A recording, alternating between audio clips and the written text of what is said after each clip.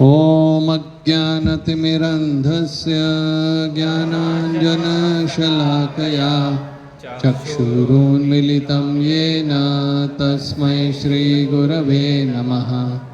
श्रीचैतन्यमनोभीष्टं स्थापितं येन भूतले स्वयं रूप कदा मह्यं ददाति स्वपदान्तिकम्। वन्देऽहं श्रीगुरो श्रीयुतपदकमलं श्रीगुरून् वैष्णवांश्च श्रीरूपं साग्रजातं सहगणरघुनाथान्वितं तं सजीवं साद्वैतं सावधूतं परिजनसहितं कृष्णचैतन्यदेवं श्रीराधाकृष्णपादान् सहगणललिता श्रीविशाखान्वितांश्च। हे कृष्ण करुणा सिंधो दीनबंधो जगत्पते गोपेश गोपिका कांत राधाकांत नमोस्तुते। तप्त कांचन गौरांगी राधे वृंदावनेश्वरी वृषभानुसुते देवी प्रणमामि हरिप्रिये। वाञ्छाकल्पतरुभ्यश्च कृपा सिन्धुभ्य एव च पतितानां पावनेभ्यो वैष्णवेभ्यो नमो नमः। जय श्री कृष्ण चैतन्य प्रभु नित्यानंद श्री अद्वैत गदाधर श्रीवासादि गौरभक्तवृंद। हरे कृष्णा कृष्णा कृष्णा हरे हरे, हरे राम राम राम हरे हरे। हरे कृष्णा कृष्णा कृष्णा हरे हरे, हरे राम राम राम हरे हरे। हरे कृष्णा कृष्णा कृष्णा हरे हरे, हरे राम राम राम हरे हरे। हरे कृष्णा। तो एक बार फिर से आप सभी लोगों का साप्ताहिक सत्संग कार्यक्रम में हार्दिक स्वागत है। रविवार की संध्या को आप लोग समय निकालकर श्रवण करने हेतु यहाँ पर आ रहे हैं। वास्तव में मनुष्य जीवन का उद्देश्य जो श्रील प्रभुपाद अपने ग्रंथों में तात्पर्यों में बताते हैं वो यही है कि मनुष्य जीवन में हम कुछ ऊंची प्राप्ति कर पाएं। खाना सोना खेलना कूदना ये हर योनि में पशु पक्षी मछली हर प्रकार से व्यक्ति करता है। केवल मनुष्य योनि में व्यक्ति भागवतम का ज्ञान सुन के और अपने जीवन में अप्लाई कर सकता, उसको अपने जीवन में ला सकता।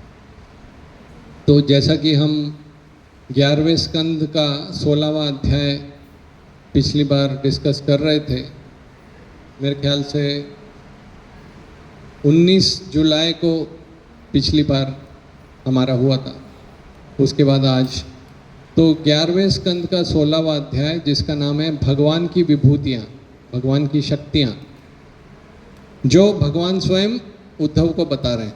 तो आज का श्लोक ऐसा है। उच्छैश्रवस्तुरुंगानां धातूनामस्मि कांचनम यामम यमः सम्यतां चाहम सर्पाणाम अस्मि वासुकी। एक एक शब्द बोलेंगे। उच्चैश्रवः, उच्चैश्रवा नामक घोड़ा, तुरंगानाम घोड़ों में, धातु नाम धातुओं में, अस्मि मैं हूँ, कांचनम सोना, सोना नहीं सोना, स्वर्ण, यमः यमराज, सम्यताम दंड देने वालों तथा दमन करने वालों में, च भी अहम मैं, सर्पाणाम सर्पों में, अस्मि हूँ, वासुकी ही वासुकी। अब मत बोलेगा, अब मैं बोलता हूँ। अनुवाद। घोड़ों में मैं उच्चई श्रवा तथा धातुओं में मैं स्वर्ण हूँ, दंड देने वालों में तथा दमन करने वालों में मैं यमराज हूँ, और सर्पों में वासुकी हूँ। वास्तव में हमारे लिए ये जो उदाहरण है वासुकी, उच्चैश्रवः, ये तो हमने इतना देखा नहीं है। फिर भी संक्षिप्त में इतना समझ सकते हैं कि जो बेस्ट में बेस्ट है, सारी प्रकार की धातु हैं, लोहा है, कॉपर है, एल्यूमिनियम है, उसमें सबसे बेस्ट माना जाता है स्वर्ण। तो कृष्ण उद्धव को बोल रहे हैं कि वो सोना मैं हूँ। तो और सर्पों में मैं वासुकी नाम का एक सांप है सबसे बड़ा, तो वो हूँ। तो एक बार ऐसा हुआ, एक साधु किसी प्रांत में, गांव में रहते थे, तो वहाँ पे उन्होंने देखा कि जो वहाँ पे पक्षी हैं उनकी संख्या कम हो रही है और काफ़ी लोग उनका शिकार कर रहे हैं। तो साधु ने एक दिन सभी पक्षियों को बुलाया। साधु पक्षियों की भाषा जानता था। उन्होंने बोला, सब लोग बैठो, मैं आप लोगों को एक मंत्र सिखाता हूँ, वो मंत्र सीखो, उसको रटो और उसको याद करो।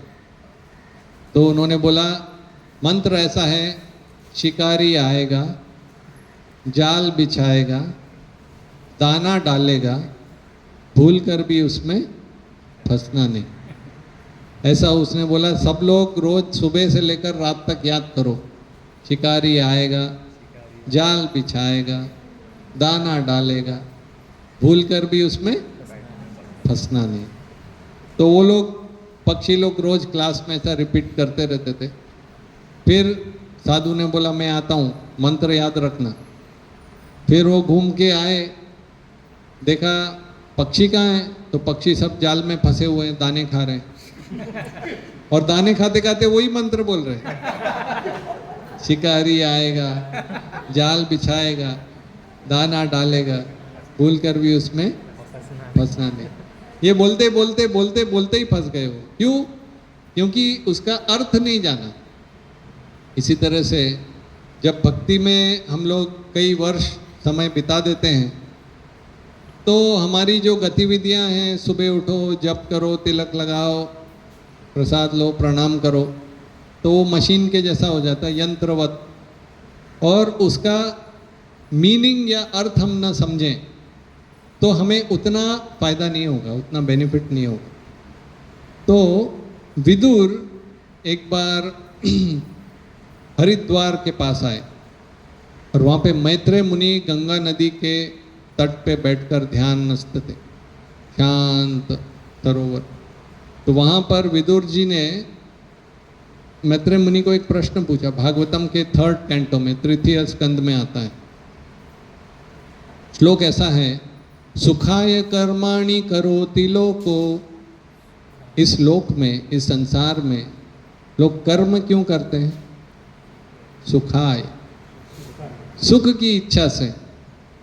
हर कोई चाहता है कि मैं सुखी हो जाऊं। मैं भी यही चाहता हूं, हर जीव यही चाहता है।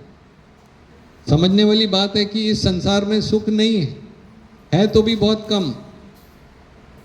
एक कवि हो गए विद्यापति हो करके, उन्होंने एक श्लोक लिखा है, तातल सैकते बिंदु वारी सम।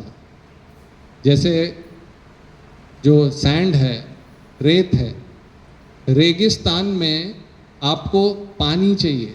कितना पानी चाहिए? बहुत सारा पानी चाहिए।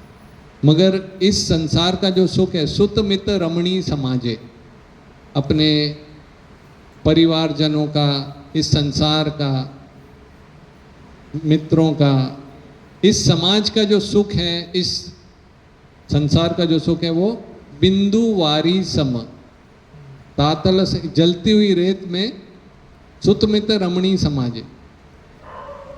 जैसे कि एक बार एक व्यक्ति था, वो हेलीकॉप्टर में जा रहा था, वो रेगिस्तान में गिर गया और प्यास लगी थी, तो वो ढूंढ रहा था पानी कहाँ मिलेगा। तो एक बड़ी सी ट्रक आया, उस पर लिखा था पानी पानी पानी का ऐसा। उसमें से एक व्यक्ति आया, उसने एक चम्मच निकाली, उसमें एक बूंद पानी डाला, बोला ले लो।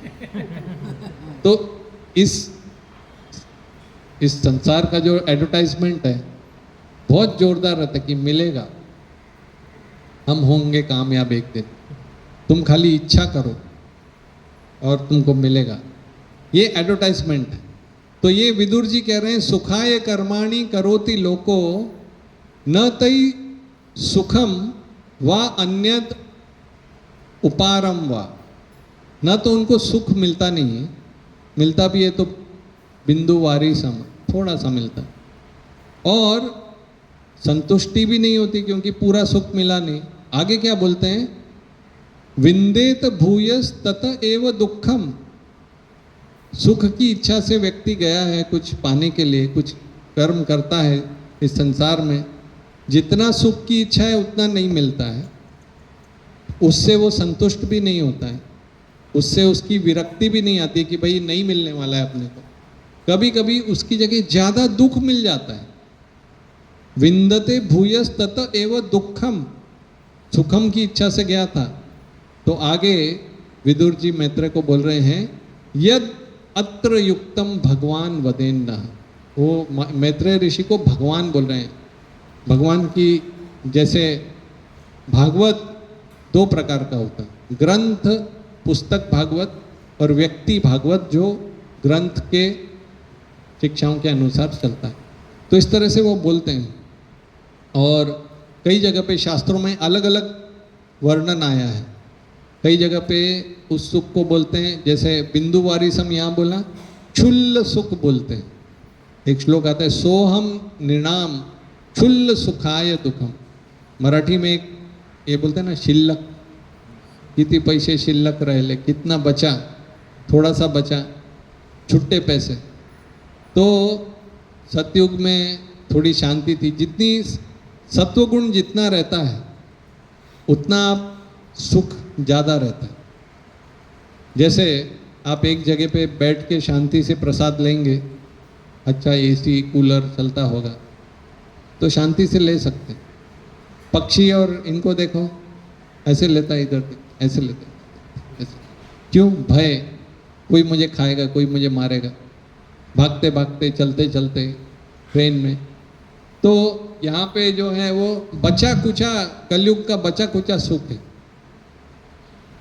एक आपको एकदम खोपड़ी में चला जाए ऐसा उदाहरण देता हूँ। मैं बचपन में जब स्कूल में था, 6वीं 7वीं कक्षा का विद्यार्थी था, तो हम लोग के स्कूल के सामने एक वो बर्फ़ का गोला वाला आता था, पता होगा सबको, बम्बई में मिलता है, नहीं मिलता। तो उस समय पॉकेट मनी कुछ होता नहीं था, तो कुछ लड़कों के पास होता था तो वो गोला चूसते रहते थे। मेरे पास नहीं होता था तो मैं वो देखते रहता था। बाद में वो डालने वाले से था तो मैंने बोला अभी मुझे दे दो। अभी देखो उसमें क्या क्या आएगा आपको, पूरा उसमें ऑलरेडी मिठास चली गई। या च्युइंगम खाइए किसी ने कभी, किसी ज़माने में रबड़ के जैसा वो चुक पुचुक पुचुक पुचुक, थोड़े समय वो मीठा मीठा लगता है, बाद में खाली चरवण, पुनश्च चर्वित चरवणा नाम, खाली गाय के जैसा चबाते रहो। इसलिए उसको बोलते हैं क्षुल्ल सुख, जिसमें कुछ बचा नहीं है, आखिरी। या गन्ने के जूस का उदाहरण दिया जाता है। गन्ने की मशीन में गन्ने को डालते हैं, वो कितनी बार डालता है? एक बार, भुश, पूरा जूस बाहर यहाँ तक आ जाता है ड्रेस पे, फिर घुमा के बाद में क्या बचता है उसको भी डालता है वो मशीन उसको। तो अभी वो जो बचा हुआ है उसमें कोई ढूंढेगा कि भाई मुझे थोड़ा सा सुख मिल जाए, ऐसा। तो शंकराचार्य जी नरसिंह देव को प्रार्थना करते हुए एक स्तोत्र उन्होंने लिखा है 17 श्लोकों का। वो श्लोक उनका नाम है लक्ष्मी नरसिंह करावलंबम स्तोत्रम। कर मतलब हाथ, अवलंबन मतलब सपोर्ट। तो हे लक्ष्मी नरसिंह, हे नाथ, मुझे आपके हाथों का आशीर्वाद दीजिए, मुझे सपोर्ट दीजिए, अवलंबन। तो इस तरह से उन्होंने 17 श्लोक लिखे हैं। उसमें वो बता रहे हैं, एक श्लोक हमारी दशा बता रहे हैं। अंधस्य में ऋत विवेक महाधनस्य। वो बोल रहे हैं कि मुझे एक लुटेरे ने लूट लिया है। उसने पहले तो मुझे अंधा बना दिया, दूसरा मेरा जो महाधन था वो लूट लिया। चोरई प्रभो बलिभीर इंद्रिय। ये लुटेरे कौन है? बलिभीर इंद्रिय, ये मेरी इंद्रियां। नाम ध्येयई, इंद्रियां, ये चोर का नाम है। बलिभीर है, शक्तिशाली चोर है। मुझे याद है एक समय में फैमिली के साथ गुजरात मध्य प्रदेश बॉर्डर क्रॉस कर रहा था। तो वहाँ पे एक गांव आता है झबुआ करके, झबुआ सुना है? तो वहाँ पे जो आदिवासी होते हैं कुछ कुछ, तो रास्ते में इतना बड़ा पेड़ का टुकड़ा डाल देते हैं तो आपकी गाड़ी जा नहीं सकती। और जब आपकी गाड़ी रुकती है तो आपका सब पैसा, चेन, सोना, पैसा सब ले लेते हैं। ऐसा वहाँ पे है। तो इसीलिए वहाँ पे जो है 10-10 गाड़ी एक साथ छोड़ते हैं और उनका पुलिस वाला बंदूक लेके पहली गाड़ी में बैठता है, एक पुलिस वाला 10वीं गाड़ी में बैठता है, फिर सब लोग साथ में जाते हैं तो बच जाते हैं। तो ये इस प्रकार के लुटेरे हैं कि वो अकेले हर जीव को अलग अलग प्रकार से आकर्षित करते हैं। किसी को धन में, किसी को जन्म में, किसी को जो प्रसिद्धि में, किसी को कला में, किसी को सुंदरता में, किसी को हेल्थ में, शक्ति में। इस प्रकार से अलग अलग प्रकार से चोरई प्रभो बलिभीर इंद्रिय नाम ध्येयई मोहांध कूप कुहारे विनिपाति तस्य। केवल मेरा धन लिया नहीं, केवल मुझे बेवकूफ बनाया नहीं, मुझे एक कुएं में फेंक दिया। मोहांध कूप कुथारे विनिपाति तस्य, गिरा दिया मुझे। और वो कैसा कुआं है जिसमें पानी भी नहीं, ऐसा नीचा खाली कुआं। तो आगे वो बोल रहे हैं लक्ष्मी नरसिम्हा मम देहि करावलंबम। हे लक्ष्मी नरसिम्हा, मैं ऐसे कुएं में, तो ये कौन सा कुआं है? जन्म मृत्यु जरा व्याधि। इस संसार में हर जीव अपनी कुछ इच्छाएं पूर्ण करने के लिए आता है। ऐसा कभी कभी बच्चे सोचते हैं कि काश मेरा जन्म भी अंबानी के घर पे हो गया होता तो, या धनी परिवार में हो गया होता तो। ऐसा नहीं होता, हर एक की किस्मत के अनुसार होता है। श्रीमद् भागवतम में प्रसंग आता है कि कश्यप मुनि और उनकी पत्नी ने गलत समय पे संग किया, तो हिरण्याक्ष और हिरण्यकश्यपु, शिव जी के सहचर, जो एक तरह से भूत प्रेत जो रहते हैं उस समय पे, संध्या समय पे, तो वो वैसी आत्मा आती, जैसी इच्छा होती वैसी आत्मा आती। जैसा कर्म वैसा हमारा ही कर्म होता है। हम चॉइस नहीं करते, हम केवल हमारा जीवन साथी कौन होगा उसकी चॉइस कर सकते। हमारी माता कौन होगी, हमारे पिता कौन होंगे, हमारे भाई कौन होंगे, हम कुछ चॉइस नहीं कर सकते। हमारा शरीर कैसा होगा, बलिष्ठ होगा, कमज़ोर होगा, अंदर का सॉफ्टवेयर में कितना बग्स रहेगा, क्या क्या वायरस आएगा, क्या क्या लेके आएंगे, अलग अलग। तो इन इंद्रियों के बारे में बताया जाता है। 5 इंद्रियां हैं इस संसार का ज्ञान लेने के लिए, आँख, नाक, कान, जीवा और त्वचा। तो कुरंग, मातंग, पतंग, भृंग, मीन, 5 प्राणी हैं।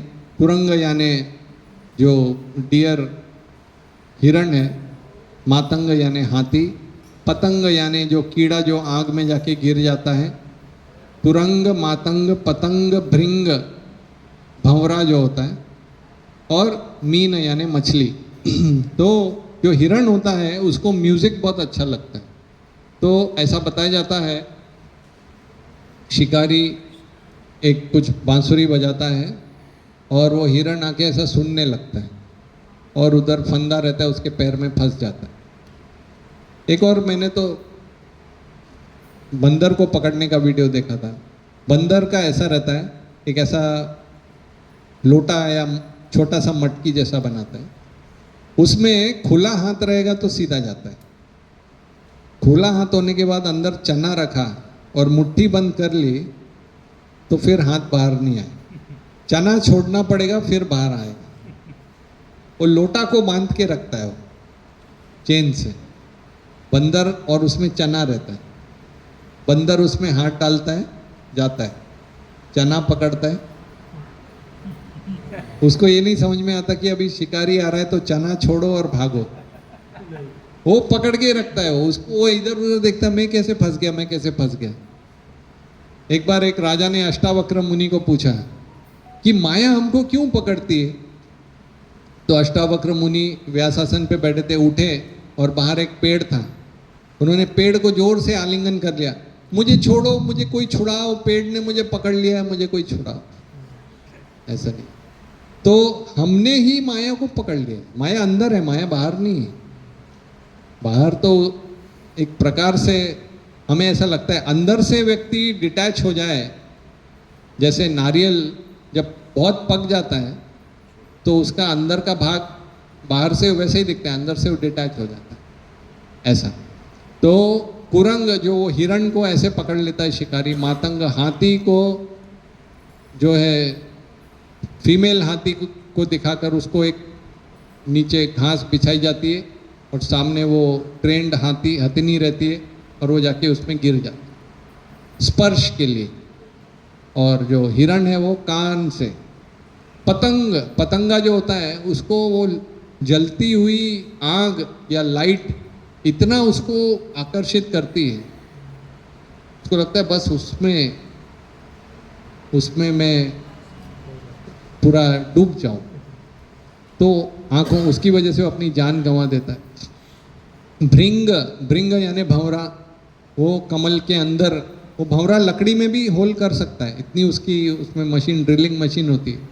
और वो शाम को कमल की खुशबू सूंघने के लिए उसमें बैठता है, कमल रात को बंद हो जाता है और वो उसमें बाहर नहीं आ पाता है, वो खुशबू में ही वो सुबह मरा हुआ बाहर आता है, भृंग। और मीन यानी मछली, वो कुछ भी खाती। तो ये एक एक इंद्रियों से बलवान है। मनुष्य का क्या कहना है, उसकी हर इंद्रिय, सुनने के लिए एक से एक म्यूजिक है, देखने के लिए रील के ऊपर इंस्टा और यूट्यूब शॉर्ट्स कंटिन्यूअस। जैसा आप जिस पे रुकेंगे अगला बार वही आएगा। अगर आप शेर के वीडियो पे रुक गए तो अगला फिर शेर वाला ही आएगा।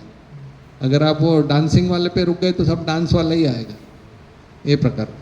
तो अंधस्य में तो मुझे अंधा बना दिया। रावण कामांध था, नलकुंवर मणिग्रीव मोह अंध थे कि मेरे पास इतना धन है। धृतराष्ट्र लोभांध थे, लोभ। उनको कोई भी उनका एक ही डायलॉग था, उनको कोई बोलते थे अरे आप समझ नहीं रहे हो कि दुर्योधन गलत कर रहा है, बोला मैं क्या करूं, मैं तो अंधा हूं, वो कुछ भी कर रहा है, वो एक ही डायलॉग बोलते थे, जबकि सपोर्ट उसी को करते थे। तो ये कॉमन डायलॉग था। ऋत विवेक महाधनस्य, हमारा महाधन क्या है, भगवत धाम, भगवान का ज्ञान। ये ज्ञान कि मैं इस संसार की वस्तु नहीं हूँ, मैं ये शरीर नहीं हूँ, मैं भगवान के धाम का अंश हूँ। तो वो भूल जाते हैं हम लोग, हम सोचते हैं बस यही मेरा शरीर है, और हम उसको महाधनस्य मोहांध कूप कुहारे। तो ये जो कुआं है वो क्या है, जन्म मृत्यु जरा व्याधि, पुनरपि जननम पुनरपि मरणम पुनरपि जननी जठरे शयनम। जठरी के जननी के जठर में जाके सो जाते हैं, यह संसारे बहु दुस्तारे कृपया पारे पाही मुरारे। तो इस प्रकार से तो ये हमारी दशा है। और दिशा क्या होनी चाहिए? व्रजे प्रसिद्धम नवनीत चोरम, वो भी एक चोर है। गोपांगणानां च दुकूल चोरम अनेक जन्मार्जित पाप चोरम चौराद्रगण्यम पुरुषम नमामि। सारे चोरों में जो अग्रणी है, चौर अग्रगण्यम पुरुषम नमामि, वो क्या है? अनेक जन्मार्जित पाप चौरम, वो भी चुराते हैं हमारे अनेक जन्मों के जो पाप हैं, हमारे जो अनर्थ हैं, जो जो गलत प्रवृत्तियां हैं, वो धीरे धीरे धीरे चेंज हो जाती है। कितनी बार हमने देखा है, सुना भी है, जब ये शुरुआत में लोग आते हैं तो काफ़ी सारी इच्छाएं लेकर आते हैं। जैसे एक प्रचारक थे, वो एक जो माइन होती, माइन समझते हैं, खदान, कोयले की खदान में गए, एकदम डीप रहती है, काली रहती है, पानी रहता है, ऑक्सीजन भी नहीं रहता है बराबर। तो बता रहे थे उनको कि तुम लोग ये इधर इस संसार में सड़ रहे हो, भगवान का भजन करो तो भगवत धाम जाओगे, और अगर भजन नहीं करेंगे तो क्या होगा? पूछा। बोला तो नरक जाओगे। बोला नरक? नरक क्या होता है? उनको उतना भी नहीं मालूम था, क्योंकि उधर काम करने के लिए वैसे ही एकदम मंदबुद्धि बनना पड़ता है। काली पूरा वो लोग खाली नशे में ही रहते हैं। अभी बीच में जो जे हॉस्पिटल में जो सारे एक वहाँ पे ये है, डेड बॉडी सब आता है, उनका खाली काम है वो, उसका क्या बोलते हैं, पोस्टमार्टम करने वाले। तो वो एक वो मामा लोग रहते हैं, उनका खाली काम है शरीर को खोल के डॉक्टर को बताना, ये लीवर है, ये किडनी है, ये। तो वो उनको, वो नॉर्मल आदमी कर ही नहीं सकता है, तो उसको आधा नशे में ही रहना पड़ता है। तो ये व्यक्ति को कुछ नहीं मालूम, तो क्या नरक क्या है? तो प्रचारक ने, नरक ऐसी अंधेरी जगह है जहाँ पे पूरा अंधेरा है, कुछ नहीं है वहाँ पे। बोला मैं तो रोज तो कोयले की खदान में ही जाता हूँ, वही नरक है, मैं तो उधर भी रह रहा हूँ, मुझे अच्छा लगता है। तो प्रचारक ने बोला उसको कुछ फर्क ही नहीं पड़ रहा है, उसको वो कंपैरिजन नहीं हो पा रहा है। तो बोला कि वहाँ पे न्यूज़पेपर नहीं मिलता है। तो उसको लगा न्यूज़पेपर नहीं मिलता है, फिर तो बहुत खराब जगह है, कैसा भजन कौन सा करना है, माला कौन सी करनी हो बताओ। ऐसे ही श्रील प्रभुपाद के समय पे एक बार एक हिप्पी आया, बोला भगवत धाम आप बोलते हैं, भगवान का धाम क्या है वो भगवान का धाम? और वो आधा नशे में ही था। तो प्रभुपाद ने उसकी अवस्था देखी और बोली भगवान का धाम ऐसा है जहाँ पे ट्रकों भर के LSD मिलती। बोला वाह, इतनी LSD, इतना नशा। तो वो जैसे बोलते हैं ना, ग्राहक देख के पुड़ी की बनाना पड़ती है, तो उस हिसाब से। और फिर ये करते करते शुद्ध हो गए वो लोग, चाय कॉफ़ी भी छूट गया, कांदा लहसुन भी छूट गया, मांसाहार तो दूर की बात है। श्रील प्रभुपाद जब पहली बार जिस पाश्चात्य देश में एक घर में अग्रवाल के यहाँ रहे, भारतीय था मगर वहाँ बसा हुआ था अमेरिका में, तो जहाँ पे वो सब्जियाँ वो प्रभुपाद कुछ कुकिंग का रखते थे फ्रिज में, तो फ्रिज में नॉनवेज रखा रहता था। जो वृंदावन से आए हुए श्रील प्रभुपाद इतना उन्होंने टॉलरेट किया, फिर भी बोले कुछ नहीं। फिर उन्होंने इतना अच्छा कुकिंग चालू किया, टेस्टी, और इतना प्रेम से वो खिलाते थे, टेस्टी से ज़्यादा प्रेम, कि वो लोगों ने नॉनवेज छोड़ दिया। और जब तक कम से कम प्रभुपाद नहीं थे, सैली अग्रवाल और ये। तो ये जो चोर हैं, गोपांगणानाम च दुकुल चौरम अनेक जन्मार्जित पाप चौरम, हमारे सारे पाप चुरा लेते हैं। तो पराशर भट्ट एक भक्त हैं, वो देख रहे थे, एक बार एक शिकारी था, वो एक खरगोश को तीर से मारने वाला था। तो खरगोश ने देखा अभी कहाँ जाऊँ, तो जाके शिकारी के पैर में ही गिर गया।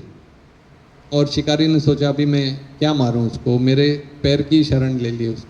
तो उसी प्रकार से जब हम भगवान की शरण ले लेते हैं तो फिर भगवान क्यों नहीं, वो इतने दयालु है, एक शिकारी अगर दया कर सकता है तो। एक बार एक व्यक्ति थे, उन्होंने सोचा अभी बहुत भक्ति हो गई, अभी मुझे मजा करना है, मुझे भक्ति नहीं करनी। तो चुपचाप मंदिर से चले गए, कपड़ा वपड़ा लपेट के अपना पैकिंग किया, बोले अभी बहुत हो गया भक्ति। तो समुद्र पे जाके वो सर्फिंग कर रहे थे। सर्फिंग इंडिया में इतना नहीं होता है, पाश्चात्य देश में वो लहरों के ऊपर वो ऐसा ऐसा बैलेंस करके उसमें एक मज़ा आता है। तो सर्फिंग कर रहे थे तो देखा सामने से एक शार्क आ रही है, शार्क, और बराबर उन्हीं के तरफ आ रही थी। तो उन्होंने बोला भगवान मैं तो आया मज़ा करने के लिए, ये अभी शार्क क्यों भेज दी मेरे लिए। तो उन्होंने सब मंगल आरती, संसार दावानल, मंगल आरती, नरसिंह आरती सब गाली बोली। भगवान आ ही रही है, वो रुक नहीं रही, सारे मंत्र बोल दिए, आप मुझे बचा लो, मैं वापस भक्ति करने लगूंगा। तो जब ऐसा बोला तो शार्क आई, ऐसा एक प्रदक्षिणा करके वापस चली गई। बोला अभी तो भक्त बनना पड़ेगा, ये तो शार्क का ब्रेकफास्ट बनने वाला था, मैं पकोड़ा बनने वाला था। तो इस तरह से तो श्रील विश्वनाथ चक्रवर्ती ठाकुर बताते हैं कि ये जो माया है ये अलग अलग प्रकार से साधकों को पकड़ती है। उन्होंने पुस्तक लिखी माधुर्य कादम्बिनी। कादम्बिनी मतलब बादलों की पंक्ति, अलग अलग बादल। तो उसमें 8 अध्याय हैं। उसमें वो बताते हैं अनिष्ठित भजन, एक होता है निष्ठापूर्वक, एक होता है अनिष्ठापूर्वक जो भजन होता है, जो नए भक्त का सामने क्या क्या समस्याएं आती। पहला है उत्साहमयी, उसको पहला तो लगता है कि बस अब केवल भक्ति करना है, मुझसे बड़ा भक्त कोई नहीं, अब मैं पूरे संसार को बता दूंगा कि मैं भक्ति करना चाहता हूँ। तो वो उत्साह रहता है। फिर क्या होता है, उत्साह तो ठीक है, इसलिए उसका वो लेवल का नाम है उत्साहमयी।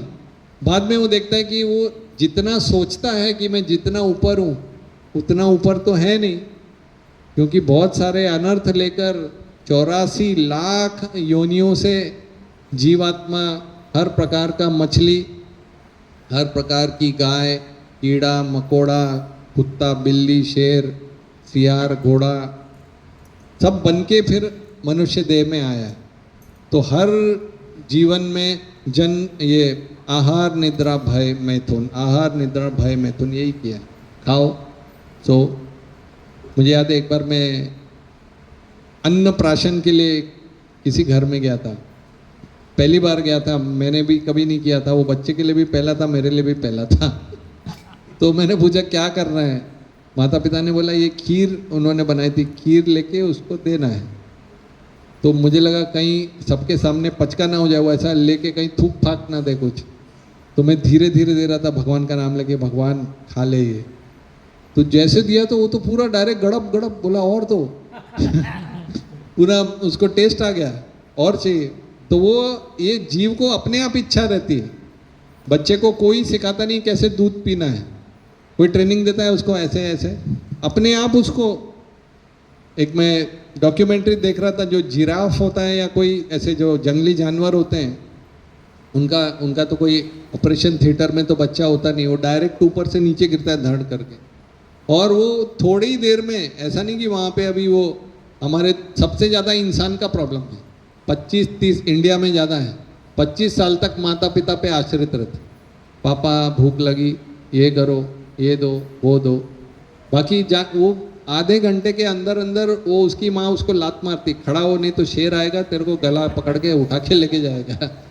ऐसा है। रॉकेट, और एक बार एक हवाई जहाज ने रॉकेट को पूछा तुम इतना क्यों भागता है, जो जल्दी जल्दी क्यों जाता है, मैं तो आराम से जाता हूँ, तुम इतना तेज क्यों जाता है। तो रॉकेट ने बोला जब ये आग लगती ना बराबर से तो जाना पड़ता है। इसलिए जब तक एग्जाम सामने नहीं आती है तो पढ़ने की इच्छा नहीं होती। नहीं, ये सबका प्रॉब्लम है। वो जीव ही हमारा ऐसे, जीव ही ऐसा है। जब तक डंडा न, एक गुजराती में कौन मेरे दादाजी बोलते थे, सोटी वागे चमचम ने विद्या आवे गम गम। जब तक एग्जाम नहीं आती, जब तक परीक्षा नहीं आती, जब तक समस्या नहीं आती। आप देखो हर भक्त का देखो, ध्रुव महाराज को उनके पिताजी की गोद में बैठना चाहते थे, धकेल दिया, उनके अहंकार को आहत हुआ। मीराबाई को देखो, प्रहलाद महाराज को देखो, कितने भक्त, विदुर जो अच्छी एडवाइस देते थे, दुर्योधन ने बोला कि अपनी सास के साथ चले जाओ, आपको मतलब मैं केवल जीवित छोड़ रहा हूँ। इतना ये हर, आप देखो पांडवों का, अर्जुन का पुत्र अभिमन्यु वो मारा गया, तो दुख तो है ही, ये हमारी परीक्षा है। तो समस्या आती है, अनर्थ रहते हैं, तो अगली जो अवस्था है उसको बोलते हैं घन तरल। घन तरल मतलब कभी कभी अच्छी भक्ति करता है, एकदम ध्यानपूर्वक जप करता है, अभी तो क्या रस आ रहा है, और कभी इंस्टाग्राम, हरे कृष्णा हरे कृष्णा कृष्णा कृष्णा। तो गाढ़ा, घन मतलब गाढ़ा और पतली भक्ति, ये दूसरा। तीसरा है व्यूढ़ विकल्प। व्यूढ़ विकल्प मतलब ये जो, जैसे किसी को कई बार जो भक्त थोड़ा सा समय बिता देता है, वो सोचता है कि मैं वैराग्य करूं या मैं पैसे कमाऊं या धन में, इस, क्योंकि पैसा भी जरूरी है, स्वर्ण के पीछे जो हमने बताया था। तो उसमें आप देखिए, अभी जैसे अजामिल की कथा में, अजामिल का जब उसने आखिरी समय पे यमदूत आ गए, तो क्योंकि उसकी पुत्र में आसक्ति थी, तो उसने क्या बोला, नारायण। नारायण बोला तो विष्णु दूत आ गए। विष्णु दूत ने यमदूतों को बोला कि उसने भगवान का नाम ले लिया, अभी आप जाओ। तो यमदूत यमराज के पास गए और बोले कि हमने आज तक ये सोचा था कि आप, ये आज का श्लोक यमराज के बारे में ना, कि आप ही सबसे बड़े ऊंचे अथॉरिटी हैं, आप ही सुपर बॉस हैं, तो ऐसा लग रहा है कि कोई और भी है आपके ऊपर, कि आपके दास, आपके दूत को भगा दिया उसने, तो ये क्या है, हमको बताओ। बड़े क्रोधित हो गए वो। तो उसके बाद यमराज ने बोला, स्वयंभू नारद शंभु कुमार कपिलो मनु प्रहलादो जनको भीष्मो बलिर वयासकी वयम। उन्होंने बोला 12 महाजन हैं, 12 महाजन है, स्वयंभू मनु, नारद, शंभु शिवजी, कुमार कपिलो मनु। उन 12 में से आप देखिए 7 घर गृहस्थी वाले हैं, ब्रह्मा जी, बल्लीर वयासकीर वयम, प्रहलादो जनको भीष्म। तो स्वयंभू कौन है? स्वयंभू मतलब जिनकी माता नहीं है, वो खुद विष्णु जी के गर्भ से कमल आया, उनका नाम है ब्रह्मा जी, वो गृहस्थ हैं। शंभु गृहस्थ हैं, मनु गृहस्थ हैं, प्रहलाद गृहस्थ हैं, जनक महाराज गृहस्थ हैं, बलि महाराज गृहस्थ हैं, यमराज भी गृहस्थ हैं। उसमें से कुछ नारद मुनि, कुमार, सुखदेव गोस्वामी, कपिल, ये विरक्त आश्रम में, मगर सभी महाजन हैं। पंच तत्व, जय श्री कृष्ण चैतन्य प्रभु नित्यानंद श्री अद्वैत गदाधर श्रीवासादि गौर भक्त वृंद। इसमें 3 गृहस्थ हैं, अद्वैत आचार्य, नित्यानंद प्रभु और गदाधर। हाँ, तो 3 हो गए ना, अद्वैत आचार्य, गदाधर पंडित, श्रीवास। अच्छा, मगर नित्यानंद प्रभु भी गृहस्थी है, फिर बचे कौन? चैतन्य महाप्रभु भी बीच वाले, वो भी थोड़े समय ग्रस्त थे, तो बाद में सन्यासी बने। ठीक है, तो पंचतत्व। तो अच्छा, अम्बरीश महाराज और जड़ भरत में क्या फर्क था? वो राजा थे, जड़ भरत भी राजा थे जब वो, और भरत महाराज ने 25 की उम्र में पूरा त्याग कर दिया था। आत्मजाया सुतागारा पशु द्रविण बंधुषु। आदमी की, व्यक्ति की 7 चिंताएं रहती हैं। पहला होता है आत्मा, आज मेरा शरीर दुख रहा है कि नहीं, आज मेरा सिर दुख रहा है कि नहीं, आज मुझे भूख लगी है, आज मेरी इच्छाएं पूरी हुई कि नहीं, किसी ने मुझे सम्मान दिया कि नहीं, कोई मेरे पीछे षड्यंत्र तो नहीं करे। तो आत्मा। जाया, जाया मतलब पत्नी के लिए पति, पति के लिए पत्नी। आत्म जाया सूत, बच्चे।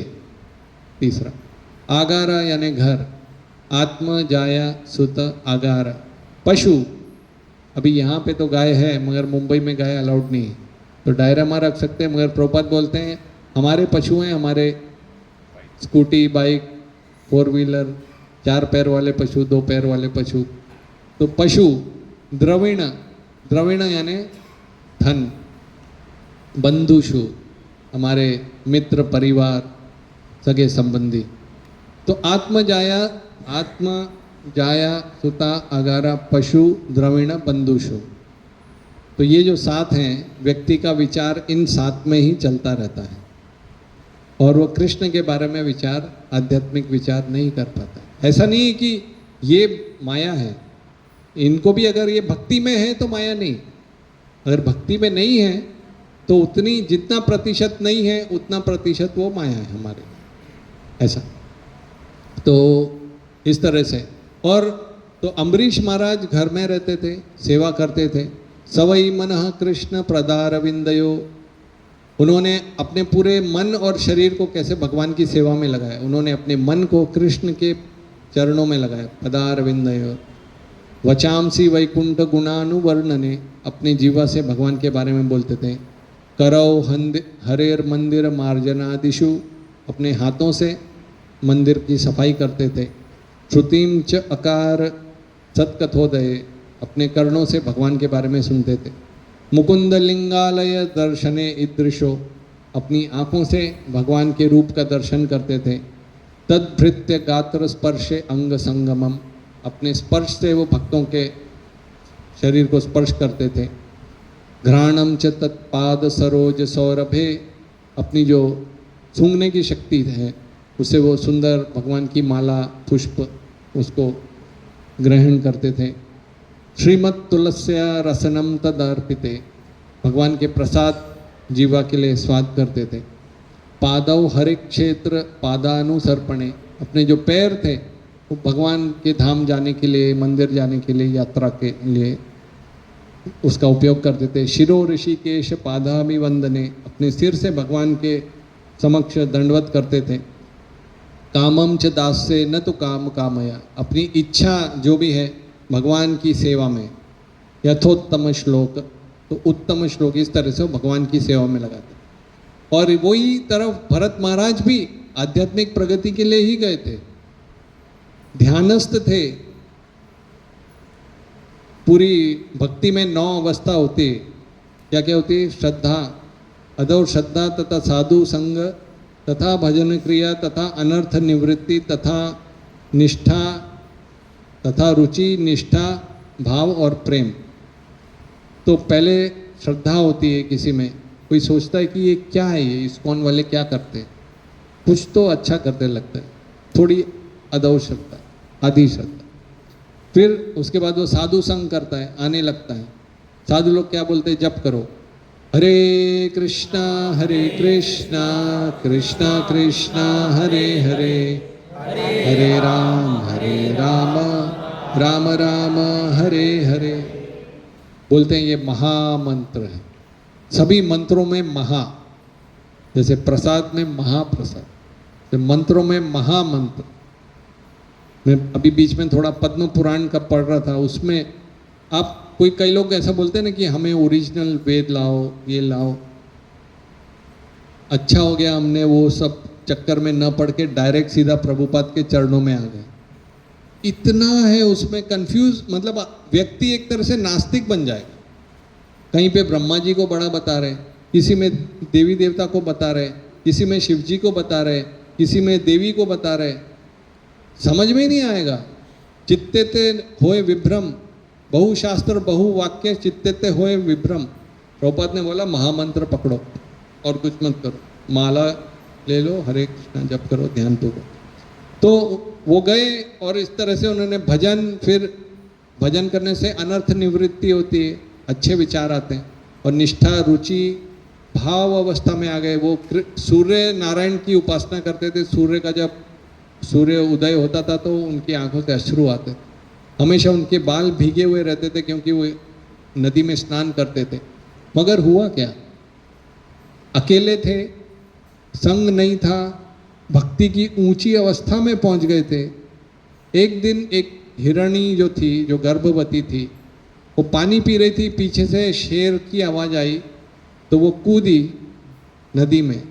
नदी में कूदी तो क्योंकि गर्भवती थी तो उसका जो शावक था, बच्चा था, वो बाहर आ गया। वो किस तरह तैर के पार हुई, मगर थक गई थी और बच्चे से बिछड़ भी गई थी। तो उसने तो वैसे ही प्राण त्याग दिए एक गुफा में जाके दूसरी तरफ। जड़ भरत ये नदी के सामने ध्यान लगा रहे हैं, वो देख रहे हैं ये बच्चा नदी में आधा डूब रहा है, उसकी नाक ऐसी डूब रही बाहर आ रही, डूब रही बाहर आ रही। उन्होंने सोचा अभी मुझे क्या करना चाहिए, मैं ध्यान करूं कि मैं बच्चे को बचा लूं। तो उन्होंने बच्चे को बचा लिया, वो जो हिरण के बच्चे को अपने आश्रम में लेके आ गए। उसको रुई से दूध पिलाते थे, उसको सेवा करते थे। धीरे धीरे वो बड़ा हो गया और फिर उनको डर लगता था कि कहीं छोड़ देंगे तो शेर आके खा जाएगा।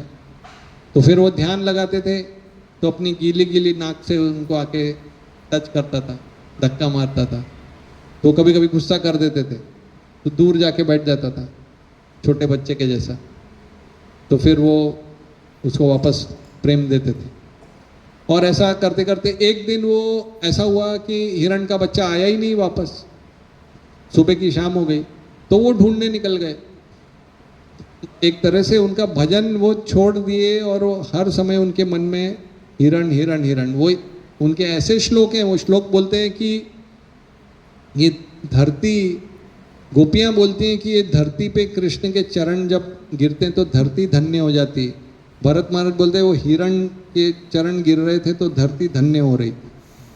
फिर वो चंद्रमा को देखे, बोले हो सकता है शायद वो चंद्रलोक में चला गया, चंद्रमा में ऐसा कुछ एक खरगोश का चिन्ह दिखता है तो वो धन्य हो गया, मगर मुझे अकेला छोड़ के चला गया। ऐसे बिना खाए बिना पिए पानी, वो कहीं उनकी मृत्यु निकट आ जाती है, गिर जाते हैं नीचे और तभी वो हिरण सामने आ जाता है।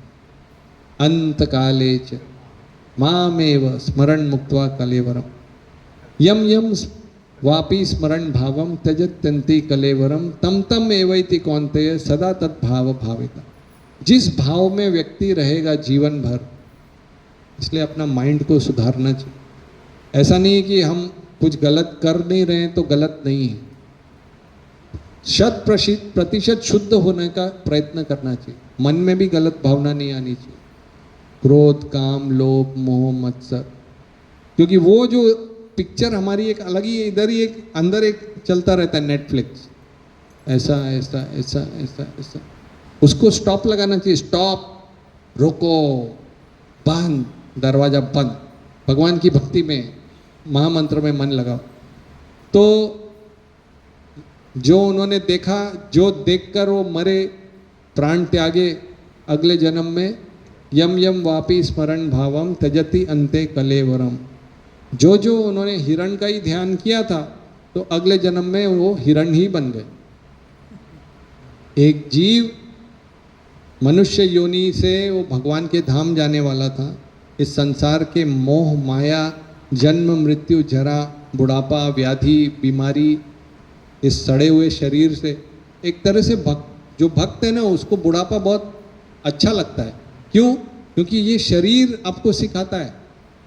11वें स्कंद में वर्णन आता है एक ब्राह्मण, अवधूत ब्राह्मण, उसने 24 गुरु बनाए। उसने कुछ हवा से सीखा, अग्नि से सीखा, कैसे हवा जो है कभी गुलाबों के ऊपर से जाती है, कभी कचरे डब्बे के ऊपर से जाती है, मगर वो विरक्त रहती, उसको कोई फर्क नहीं पड़ता। ऐसे अलग अलग अलग। आखिरी 24वां गुरु उनका शरीर है। वो बोलते हैं मेरा शरीर जिसको मैंने खूब साबुन लगाया, खूब तेल लगाया, खूब स्टाइल बनाई, खूब पॉलिश किया, चमकाया, और आज वही शरीर मुझे बाधा बन रहा है मेरे भक्ति में। मुझे भक्ति करना है, दंडवत करना है, रोबोट बन गया है, टक टक टक टक टुक टुक। तो उसको विरक्ति आती कि ये शरीर काम का नहीं है, कुछ काम का। ऐसा होता है ना, जब मोबाइल नया होता है तो कैसा लगता है, ए नई दुल्हन है, नई गाड़ी। बाद में जब पूरा वो खराब हो जाता है, कोई अरे तू देख ले यार वो क्या मोबाइल, वो दिन भर कोई दूसरा ही चला रहा है, कोई लेना देना नहीं, क्योंकि वो पहले ही मालूम नहीं उसमें कुछ है ही नहीं ऐसा। तो ऐसा शुरुआत में हम शरीर की सेवा करते हैं। भगवान हमको कृपा करके डिटैचमेंट आती है उससे। अगर आप देखिए, हर दुखी व्यक्ति भगवान के पास नहीं आता है। अगर भक्त नहीं है और केवल संसार में दुख आ रहा है, तकलीफ आ रही है, तो कभी कभी वो नास्तिक भी बन जाता है। वो भगवान की शरण में जाने की जगह दारू की शरण में जाता है वो। अब जाम में अपने दुख को डुबो देते हैं। मैंने देखा हुआ है अपनी आंखों से, यही करते हैं लोग। भूल जाओ, भूलने से क्या होगा? सामने शेर है तो कभी कभी खरगोश मिट्टी में अपना मुंह दबा लेता है कि नहीं, शेर नहीं है, शेर रुकने वाला है क्या? मृत्यु सामने है, मृत्यु तो आने वाली। तो ये तो एक तरह से भगवान की कृपा है कि जीव को मौका देते कि भैया तुम्हारा अभी मशीन डाउन हो रहा है, भक्ति करो।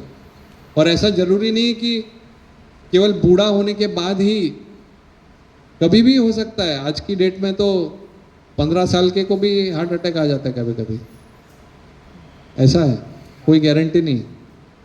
तो पहला था उत्साहमयी, दूसरा था व्यूढ़ घन तरल, तीसरा है व्यूढ़ विकल्प। वो सोच नहीं पाता है कि मैं विरक्त बनूं कि मैं ये बनूं।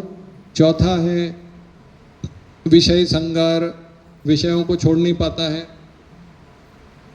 पांचवा है नियम अक्षम, वो नियम बनाते, कल से मैं 2 बजे उठूंगा, कल से पूरा सीधा बैठ के जप करूंगा, कल से चाय बंद, कल से। फिर वो 2 दिन चलता है, फिर उसके बाद फिर गई भैंस पानी में। एक बार भैंस पानी में जाती है ना, फिर बाहर नहीं आती, उसको बहुत ठंडा लगता है उसको खींच खींच के निकालो तो अपने को भी खींच के अंदर डाल देती है। तो कल से मैं 64 माला करूंगा। बाद में देखा तो अरे 4 भी नहीं हो रही, 64 क्या है तो वो ऐसा हो जाता। तो इसलिए वो उसको बोलते हैं नियमक क्षमा।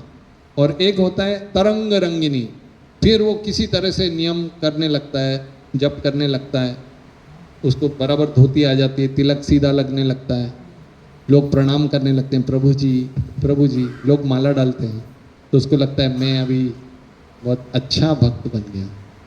उसको बोलते हैं तरंग रंगिनी। लोग गिफ्ट देते हैं, प्रभु जी ये लीजिए केला लेके जाइए, 4 दिन केला खाते रहिए, कुछ ना कुछ गिफ्ट आएगा, लाभ आएगा, पूजा प्रतिष्ठा।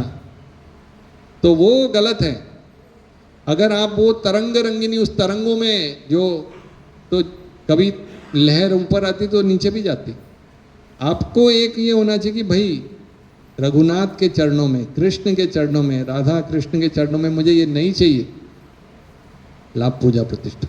तो बस इतना कह के अभी मैंने प्रॉब्लम्स बता दी, आखिरी में एक छोटा सोल्यूशन बता देता हूँ। शृण्वताम स्वकथा कृष्ण पुण्य श्रवण कीर्तन हृदयंतस्तु भद्राणी विदिनोति सुहृत्सताम। भगवान के नामों का श्रवण करें, भगवान के नामों का कीर्तन करें, भागवत कथा में डूबे रहें, स्पर्श में रहें, कांटेक्ट में। श्रील प्रभुपाद बोलते थे जैसे लोहा है, लोहा अगर अग्नि के स्पर्श में रहता है तो अग्नि बन जाता है, और वो जैसे ही बाहर आएगा धीरे धीरे धीरे ठंडा हो जाता है। तो हमको कॉन्स्टेंटली, कितनी भी माया में हम कितनी भी बिजी क्यों ना हो, इच्छाएं तो बहुत हैं, हजारों ख्वाहिशें ऐसी कि हर ख्वाहिश पे दम निकले। एक जगजीत सिंह का सॉन्ग था, मैं पहले सुनता। हजारों ख्वाहिशें ऐसी कि हर ख्वाहिश पे दम निकले। हर एक ऐसी इच्छा होती, बस इतना, बस इतना। ये बस बस बस करते करते सही में दम ही निकल जाएगा एक दिन। इससे अच्छा है कि कभी थोड़ा डिटैच, बंद करो, मतलब टच में तो रहो। भागवतम पढ़ो, भागवतम सुनो, भक्तों के संग में आओ। कुछ भी मन नहीं लग रहा है तो भाई कुछ अच्छा प्रसाद ले लो, भगवान का प्रसाद लेके थोड़ा आहार शुद्ध हो, सत्व शुद्धि। आलतू फालतू बाहर का खाने से अच्छा अपने बुद्धि को शुद्ध करो, प्रसाद लो। मगर बहुत मीठा नहीं तो डायबिटीज हो जाएगी। तो क्योंकि शरीर को भी संभालना है। तो शृण्वताम स्वकथा कृष्ण पुण्य श्रवण, ये बहुत पुण्य कार्य है। बड़े बड़े लोग तर गए तो हृदय अंतस्तु अभद्राणी विदुनोति सुहृत्सताम, तो हमारे हृदय के अनर्थ सब समाप्त हो जाते हैं। बस इसी के साथ कथा को विराम देंगे। हरे कृष्णा कृष्णा कृष्णा हरे हरे, हरे राम हरे राम।